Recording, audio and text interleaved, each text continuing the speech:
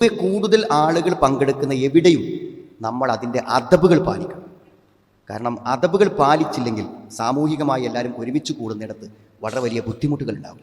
എത്രമാത്രം ഒന്നിച്ചു ചേരുന്ന സ്ഥലത്ത് നബി സ്വല്ലല്ലാഹു അലൈഹി വസല്ലം ജുമായുടെ അദബുകൾ പറഞ്ഞു തന്നപ്പോൾ എത്രമാത്രം അതിനെ പരിഗണിച്ചിട്ടുണ്ട് എന്ന് നമ്മൾ ആലോചിച്ചു. നമ്മൾ ആരും സംസാരിക്കണില്ലല്ലോ വന്നത് മുതൽ.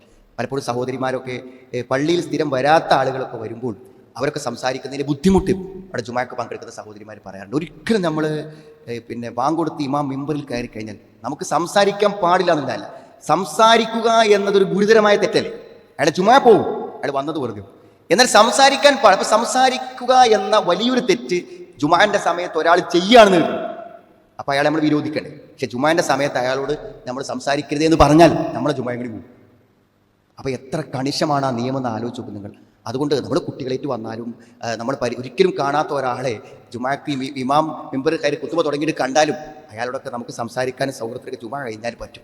ആളുകൾക്ക് ഏറ്റവും വലിയ തെറ്റെന്താണെന്ന് വെച്ചാൽ ഈ പള്ളിക്ക് വരുന്ന ആളുകൾ ഈ നിസ്കാരം കാത്തിരിക്കുക എന്ന് പറയുമ്പോൾ ആ സമയത്തെ പ്രാർത്ഥനയ്ക്ക് ഭയങ്കര പ്രതിഫലമാണ്. ആൾക്കാർ നിസ്കരിച്ചിട്ടാണ് പ്രാർത്ഥിക്കുക.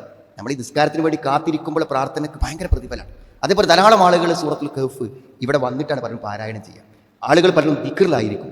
ഇങ്ങനത്തെ സമയത്ത് നമ്മൾ അടുത്തിരുന്ന് സംസാരിച്ചിട്ട് അയാളെ ദിക്റിനോ അയാളെ ദുആക്കോ എന്തെങ്കിലും പ്രയാസം വരിക എന്ന് പറഞ്ഞാൽ അതൊക്കെ നമ്മൾ ഭാഗത്തു നിന്നും ഹറാമായ, ഒരിക്കലും സംഭവിക്കാൻ പാടില്ലാത്ത ഗുരുതരമായ തെറ്റുകളാണ്. അതുകൊണ്ട് പരസ്പരം ഇനി ആരെങ്കിലും അങ്ങനെ ചെയ്യുന്നത് കണ്ടാൽ സ്വാഭാവികമായി ജുമാ കഴിഞ്ഞിട്ട് അവരോട് പറയണം, ആ തെറ്റിൻ്റെ ഗൗരവത്തെക്കുറിച്ച് പറയണം. നമ്മൾ അടുത്ത് വന്നിരുന്നാലും ആ നിശബ്ദതയ്ക്ക് വളരെ വലിയ പ്രാധാന്യം. അതേപോലെ കഴിഞ്ഞൊരു കുത്തുവ ഞാൻ സൂചിപ്പിച്ചു, വന്നു കഴിഞ്ഞാൽ നമ്മൾ 2 റക്അത്ത് നമസ്കരിച്ചിട്ടേ ഇരിക്കാൻ പാടുള്ളൂ. തഹിയ്യത്ത് നമസ്കരിക്കാതെ പള്ളിയിൽ ഒരിക്കലും നമ്മൾ ഇരിക്കാൻ പാടില്ല. ഏത് സന്ദർഭത്തിലാണെങ്കിലും, നിസ്കാരം വിരോധിക്കപ്പെട്ട സമയത്താണെങ്കിൽ പോലും തഹിയ്യത്ത് നമസ്കരിക്കാതെ പള്ളിയിൽ നമ്മൾ ഇരിക്കാൻ പാടില്ല. അത്ര കണിശമാണ് ആ 2 റക്അത്ത് നമസ്കാരം.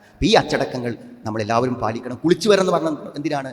സുഗന്ധം ഉപയോഗിക്കണം എന്ന് പറഞ്ഞത് എന്തിനാണ്? പുരുഷന്മാർ അതൊക്കെ ഒന്നിച്ച് ചേരുന്ന സ്ഥലമാണ്. ഒരാളെ വിയർപ്പ് ചിലപ്പോൾ ചുറ്റുവട്ടത്തിരിക്കുന്ന 10 ആൾക്ക് ശല്യമാകും. അവർക്ക് ഈ ജുമാ കഴിയുന്നത് വരെ ആ ഒരു വാസനയും അനുഭവിച്ചിരിക്കുന്നത്. അവിടെ നമ്മളെ കൊണ്ടൊരു ബുദ്ധിമുട്ട് വാക്ക് കൊണ്ടോ പ്രവൃത്തി കൊണ്ടോ സാന്നിധ്യം കൊണ്ടോ പോലും ഉണ്ടാകരുത് എന്നുള്ളത് കൊണ്ടാണ് ജുമാക്ക് കുളി നിർബന്ധമായി നിർദ്ദേശിക്കപ്പെട്ടത്.